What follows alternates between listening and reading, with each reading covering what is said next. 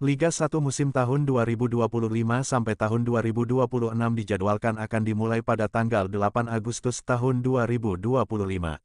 Berbeda dengan musim sebelumnya, PT Liga Indonesia Baru PT LIB, selaku operator liga membuat sejumlah perubahan pada musim depan. Apa saja perubahan di kompetisi kasta tertinggi sepak bola di tanah air tersebut?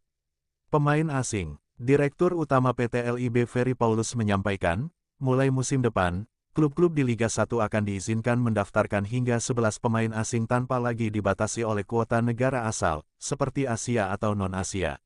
Di daftar susunan pemain, DSP, tetap 8 pemain asing yang bisa masuk, tetapi klub boleh mendaftarkan hingga 11 pemain. 8 masuk DSP, dan bisa dimainkan. Kalau klub hanya mendaftarkan 8, itu juga tidak masalah, kata dia, Senin, tanggal 7 Juli tahun 2025. Aturan ini menjadi kebijakan baru terkait pemain asing, setelah dalam 3 musim terakhir regulasi terus mengalami perubahan. Pada musim tahun 2022 sampai tahun 2023, kuotanya adalah 3+1 3 bebas, 1 dari Asia kemudian berubah menjadi 5+1 5 bebas, 1 dari ASEAN di musim tahun 2023 sampai tahun 2024. Lalu di musim tahun 2024 sampai tahun 2025, klub diperbolehkan mendaftarkan 8 pemain asing tanpa batasan wilayah dengan 8 nama masuk DSP, namun hanya 6 pemain asing yang boleh tampil dalam satu pertandingan. Ferry menjelaskan bahwa langkah ini diambil agar klub-klub Indonesia bisa lebih kompetitif di level Asia, meski tetap tidak mengesampingkan pengembangan pemain lokal. Kami ingin bisa bersaing di Asia. Karena itu, boleh mendaftarkan 11 pemain asing, ucapnya. Pemain muda. Terkait regulasi pemain muda, Ferry menyebut setiap klub wajib mendaftarkan 5 pemain U23, dan minimal 1 dari mereka harus bermain setidaknya selama 45 menit atau 1 babak dalam pertandingan. Aturan ini merupakan penyesuaian dari musim sebelumnya, di mana klub wajib menurunkan 1 pemain U22 sebagai starter dengan durasi bermain yang sama. Untuk pemain U23 kelahiran 2003, wajib bermain 45 menit, dan klub harus mendaftarkan 5 pemain, kata Ferry. Perubahan nama kompetisi. Selain regulasi pemain asing dan muda, salah satu keputusan penting yang dihasilkan dalam RUPS PT LIB adalah pergantian nama kompetisi. BRI Liga 1 akan berganti menjadi BRI Super League. Label utama liga kita adalah Super League, terlepas dari siapa sponsornya, ujar Ferry. Sementara itu, Liga 2 juga mengalami perubahan nama menjadi Pegadaian Championship, dengan Championship sebagai identitas utamanya. Kedua perubahan ini menjadi bagian dari peluncuran produk baru PT LIB untuk musim depan, yang juga akan hadir dengan nama merek baru, yaitu ILIG. Untuk kompetisi kasta ketiga, nama Liga Nusantara tetap dipertahankan. Mulai musim ini, kami telah memulai proses rebranding Liga Indonesia Baru.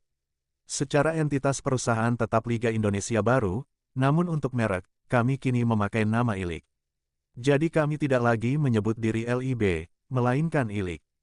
Ia menambahkan bahwa perubahan nama ini dilakukan agar merek liga memiliki kekuatan identitas yang lebih baik. Kami ingin punya nama yang kuat.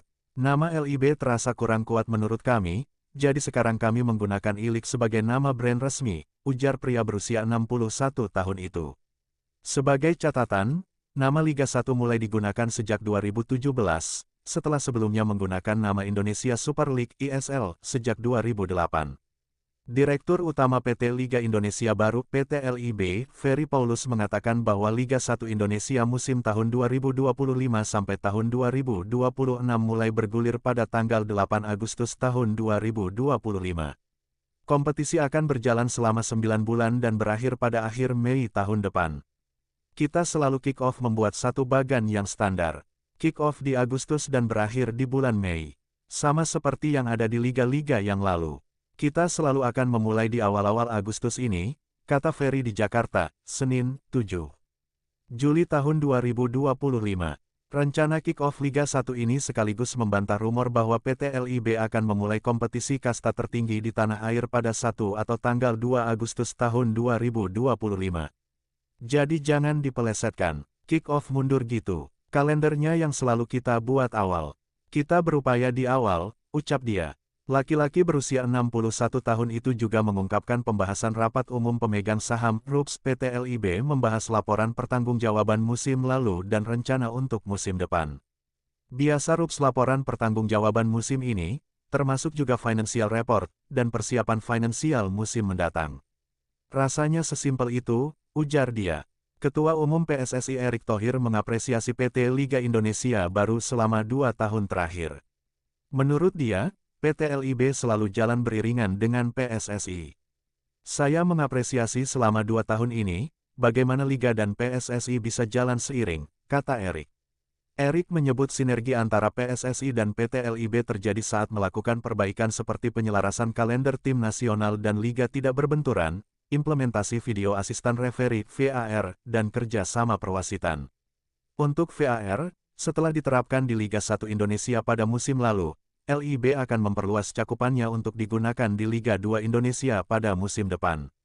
Selain ketiga itu, Erick juga mengapresiasi LIB yang baru saja mendatangkan Takeyuki Oya, yang berpengalaman 16 tahun di J-League kompetisi di Jepang sebagai General Manager GM Competition dan Operation di LIB.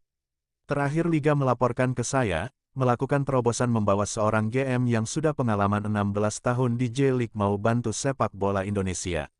Saya sudah kontak JFA langsung, mengucapkan terima kasih karena kita punya payung hukum soal kerjasama mengenai wasit, liga dan pembangunan sepak bola wanita, ucap laki-laki yang merangkap jabatan sebagai Menteri Badan Usaha milik negara tersebut.